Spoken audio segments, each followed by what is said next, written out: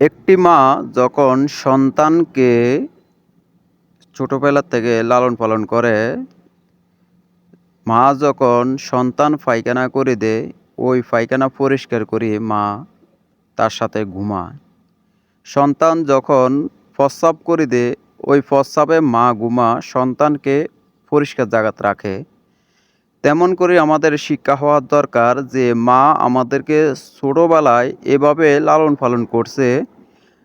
আমরা যখন বড় হব, মা-বাপ যখন বৃদ্ধ হবে, প্রত্যেক সন্তানকে মা-বাপকে এভাবে যত্ন নেওয়ার দরকার।